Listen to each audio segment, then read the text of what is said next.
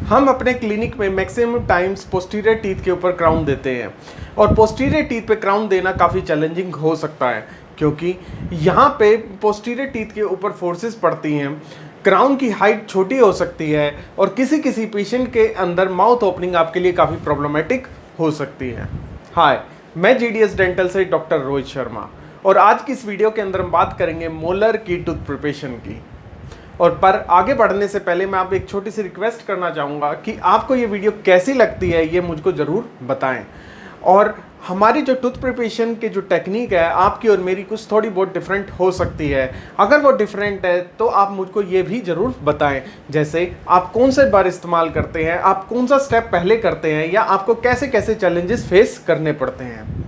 तो चलिए आज की इस वीडियो के टूवर्ड्स हम चलते हैं। आप जब भी किसी टूथ को प्रिपेयर करेंगे तो हमें कुछ प्रिंसिपल्स को फॉलो करना होना चाहिए, जैसे टूथ स्ट्रक्चर को सेव करना, रेजिस्टेंस एंड रिटेंशन फॉर्म देना, मार्जिनल इंटीग्रिटी का ध्यान रखना एंड एस्थेटिक्स का भी ध्यान रखना। इन सारे प्रिंसिपल्स को फॉलो करते हुए आपने कटिंग करनी है। अगर आप किसी भी एक प्रिंसिपल के ऊपर लैक होंगे तो आपको फेलियर का सामना करना पड़ सकता है। और इन सारे प्रिंसिपल को ध्यान में रखते हुए हम कुछ इस तरीके से प्रिपरेशन करेंगे। हम बेसिकली 3 तरह के क्राउन देते हैं, PFM, जिरकोनिया एंड ईमैक्स, और इन तीनों के लिए कटिंग थोड़ी सी अलग होती है। पहला मोनोलिथिक जिरकोनिया, इसमें हमें सबसे कम कटिंग करनी होती है। हमें ऑक्लूजली 1 mm रिड्यूस करना है, एक्सियल हमें 0.8 to 1 mm रिड्यूस करना है और मार्जिन की जो विड्थ हमें रखनी है वह 0.5 mm रखनी है। दूसरा PFM क्राउन, इसमें हमें ऑक्लूजली 1.5 mm नॉन फंक्शनल कस्प पर कटिंग करनी है, 2 mm हमें फंक्शनल कस्प पर कटिंग करनी है, एक्सियली हमें 1 to 1.2 mm कटिंग करनी है एंड मार्जिन पर हमें 0.8 mm करनी है।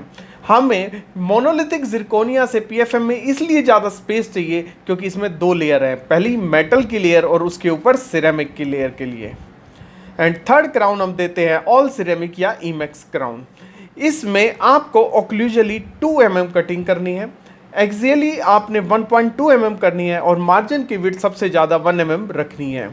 इसमें हम सबसे ज़्यादा कटिंग इसलिए करते हैं क्योंकि हमारा जो ऑल सिरेमिक ईमैक्स क्राउन है वो काफ़ी फ्रेजाइल है, उसमें ज़्यादा स्ट्रेंथ नहीं है बॉन्डिंग से पहले, तो इसलिए हमें वहाँ पे थिकनेस की ज़रूरत है। अब हम बात मार्जिन डिज़ाइन की करते हैं। आपने PFM के अंदर शोल्डर मार्जिन रखना है एंड जिरकोनिया एंड ईमैक्स के अंदर डीप चैम्फर रखना है। अब बात करते हैं बर सिलेक्शन की। आप ऑक्लूजल रिडक्शन के लिए व्हील या फ्लेम शेप बर का इस्तेमाल कर सकते हैं, प्रॉक्सिमल के लिए थिन टेपर्ड बर चाहिए आपको एंड मार्जिन के लिए टेपर्ड फ्लैट बर चाहिए। आज की इस वीडियो में हम टूथ को PFM क्राउन के लिए प्रिपेयर करेंगे, तो मैं 1.4 mm का टेपर्ड फ्लैट बर यूज़ करूँगा। और अगर आप जिरकोनिया या ईमैक्स के लिए रिड्यूस करते हैं तो आपने मार्जिन विड्थ से डबल टेपर्ड राउंड बर लेना है। एंड लास्ट चीज़ की बात करते हैं हम टेपर की। हमने रिड्यूस करते वक्त ये बात ध्यान रखनी है कि हमारी वॉल ऑलमोस्ट पैरेलल होनी चाहिए, पर हम आइडियली वॉल्स को पैरेलल नहीं रख सकते, इसलिए हमारा 6 डिग्री टेपर एक्सेप्टेबल लिमिट के अंदर है। अब हम इस कटिंग को टाइफो पर स्टार्ट करते हैं। फर्स्ट है ऑक्लूजल रिडक्शन। हमें 1.5 mm यूनिफॉर्म ऑक्लूजल कटिंग करनी है। इसके लिए हम डेप्थ ग्रुप बना लेते हैं। आपने फिशर इंक्लाइंस में बर को ओरिएंट करना है एंड हमारी बर की विड्थ 1.4 mm है, तो मामूली सा ज़्यादा ग्रूव बना लेते हैं। फिर आप या तो सेम बर से या फ्लेम शेप या व्हील बर से फटाफट ऑक्लूजल को रिड्यूस कर दो। ऑक्लूजल कटिंग आपने टूथ की एनाटॉमी की तरह ही करना है। अगर आप बर ऐसे सीधा रख कर करेंगे तो आपके बक्कल एंड लिंगुअल का ट्रिम हो जाएंगे, पर सेंटर ग्रूव में कटिंग इनसफिशिएंट होगी एंड यहाँ पर मेटल एक्सपोज रह जाएगा।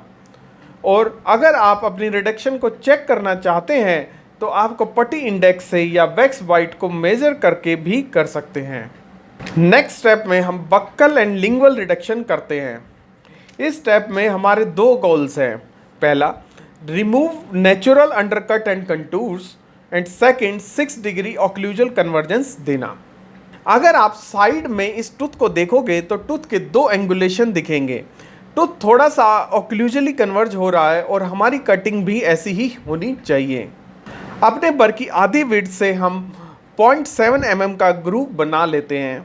हमने टेपर्ड बर लिया है, इसमें 3 डिग्री टेपर है, इसलिए हमें सिर्फ बर को लॉन्ग एक्सिस के अलोंग रखना है and 6 degree taper occlusal convergence के साथ अपने आप हो जाएगा। नाउ हम इन ग्रूव्स को ज्वाइन कर देंगे एंड आपको बर की एंगुलेशन का ध्यान रखना है, और अगर आपके बर की सिर्फ टिप ही टकराएगी तो इससे अंडरकट बन जाएगा, और अगर आप अपने बर को ज़्यादा टूथ की तरफ टिल्ट कर देंगे तो ओवर टेपरिंग हो जाएगी।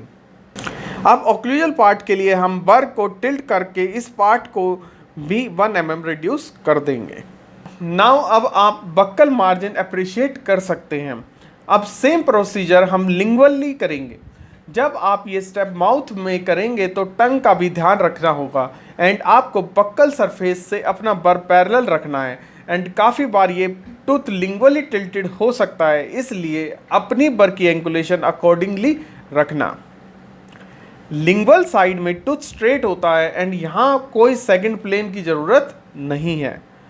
अब आप जो ये मार्जिन देख रहे हैं ये सुप्राजिंजाइवल है। एक बार प्रोक्सिमल कटिंग करने के बाद हम इन मार्जिन को फिनिश करेंगे और इनको इक्विजिंजाइवल बना देंगे। इसके बाद हमारा थर्ड स्टेप है प्रॉक्सिमल सरफेस रिडक्शन। इस स्टेप में हमारे 3 गोल हैं। फर्स्ट, एडजेसेंट टूथ को बर से टच ना होने देना। सेकंड, फुल कॉन्टैक्ट ब्रेक करना। थर्ड, ऑक्लूजल सरफेस पर कन्वर्जेंस क्रिएट करना। इस स्टेप को हम 2 तरीके से कर सकते हैं, एक एक करके देखते हैं। पहले में मैं थिन टेपर्ड बर प्रॉक्सिमली टूथ के लॉन्ग एक्सिस के अलोंग रखता हूँ। अब आप देखिए मेरा पूरा बर टूथ के अंदर ही है एंड बक्कल टू लिंगुअल मैं पूरा कट कर देता हूँ। इसके बाद ये प्रॉक्सिमल टूथ का पार्ट अपने आप टूट जाएगा या आप प्रोब से ब्रेक कर देंगे। अब यही स्टेप डिस्टली करते हैं, पर इस बार बर ऑक्लूजली रखते हैं एंड हमारा पूरा बर टूथ के अंदर ही है ताकि साथ वाला दांत एक्सीडेंटली ट्रिम ना हो। एक बार हम जब कॉन्टैक्ट ब्रेक कर देंगे तो TF14 बर से मार्जिन को रिफाइन कर लेंगे। अब आपको ये दांत कुछ ऐसा दिखेगा। एंड अब हमारा नेक्स्ट स्टेप है फंक्शनल कस्प बेवल। इस स्टेप में हम उन कस्प को 0.5 mm और रिड्यूस कर देते हैं जिन पर ज़्यादा फोर्स पड़ती है, यानी अपर के पैलेटल कस्प एंड लोअर के बक्कल कस्प। हमने अपने बर को 45 डिग्री रखना है और थोड़ा सा बेवल कर देना है। एंड अब हमारा very important second last step है मार्जिन प्रिपरेशन। यहाँ पर आपने 3 बातों का ध्यान रखना है। पहली, हमारे रिमेनिंग टूथ स्ट्रक्चर की हाइट कितनी बची है। अगर ये चारों तरफ से 3 mm नहीं है तो हमें मार्जिन को सब जिंजेबल पर लेके जाने की ज़रूरत है, और अगर एक्सियल हाइट 3 mm से अबव है तो सब ठीक है और हम इक्विजिंजाइवल मार्जिन दे सकते हैं। सेकंड पॉइंट है कि हमारे टूथ के मार्जिन फिलिंग पर नहीं होने चाहिए। हम ज़्यादातर क्राउन RCT के बाद देते हैं तो ऐसा काफ़ी बार मिलेगा कि फिलिंग सब जिंजाइवल है एंड आप मार्जिन को फिलिंग के ऊपर ही प्रिपेयर कर देंगे। आपको बिल्कुल ऐसा नहीं करना है। आपने अपने मार्जिन को एटलीस्ट फिलिंग के लेवल तक लेके जाना है। थर्ड पॉइंट है फेर्यूल। आपने फेर्यूल का हमेशा ध्यान रखना है। आपके मार्जिन 2 mm साउंड डेंटिन पर होने चाहिए। अब अपनी कटिंग की तरफ चलते हैं। अब ये टाइफो टूथ है तो क्राउन की हाइट काफ़ी है तो मैं मार्जिन इक्विजिंजाइवल बनाऊंगा। अब हमने अपने मार्जिन को जिंजाइवा के लेवल पर कर देना है। हमारे margin equal, smooth and gingiva को फॉलो करते हुए होने चाहिए एंड ऐसा करने पर हमारा टूथ ऐसा दिखेगा। एंड दोस्तों अब हम अपने लास्ट स्टेप पर आ गए हैं, फिनिशिंग पर।